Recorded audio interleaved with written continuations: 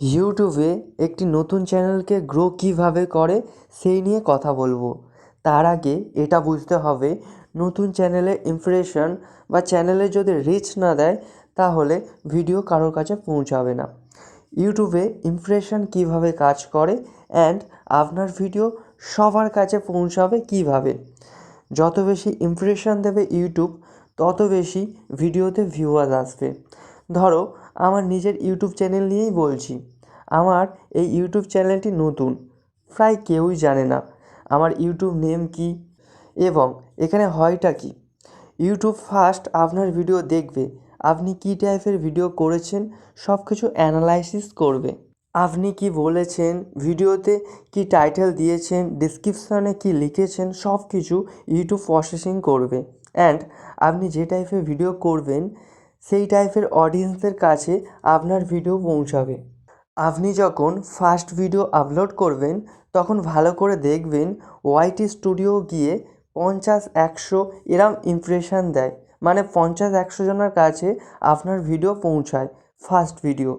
সেখান থেকে ভিউ 5-10-20 এরম ভিউস আসে।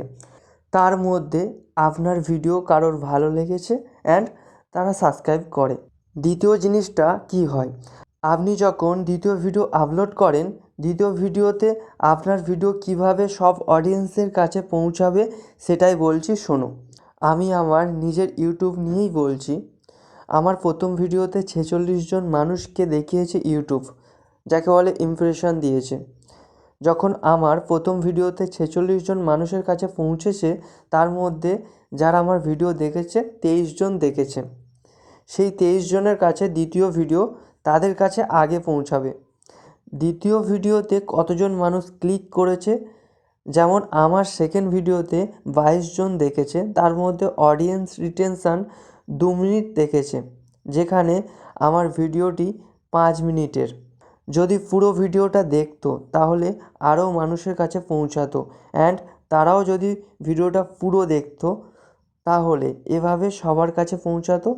আর তারা যদি ফিডব্যাক দেয় তাহলে সেখান থেকে ভিডিও ভাইরাল হবে। যদি প্রথমে আপনার ভিডিওতে ক্লিক না করে, যদি সবাই পুরোটা করে ভিডিওটা না দেখে, তাহলে ভিউয়ার্স সেখানেই স্টপ হয়ে যায়।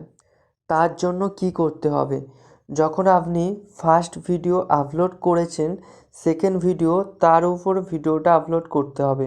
ধরো ফার্স্ট ভিডিও ড্যান্সের উপর ভিডিও করেছেন, সেকেন্ড ভিডিও যদি রান্না করার ভিডিও করো তাহলে তারা সেই রান্না করা ভিডিও দেখবে না, তারা ইন্টারেস্ট না, ভিউ সেখানে স্টপ হয়ে যাবে।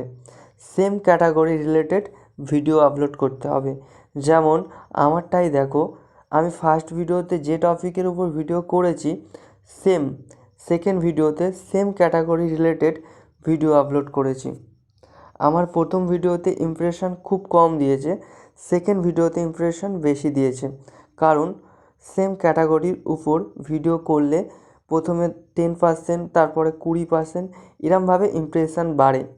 অ্যান্ড আপনাকে বেস্ট ভিডিও আপলোড করতে হবে যাতে অডিয়েন্স আপনার ভিডিও দেখে, বেশি পরিমাণে ভিডিওটা ওয়াচ করে, তাহলে ভিডিও ভাইরাল হবে, বেশি বেশি ভিউ আসবে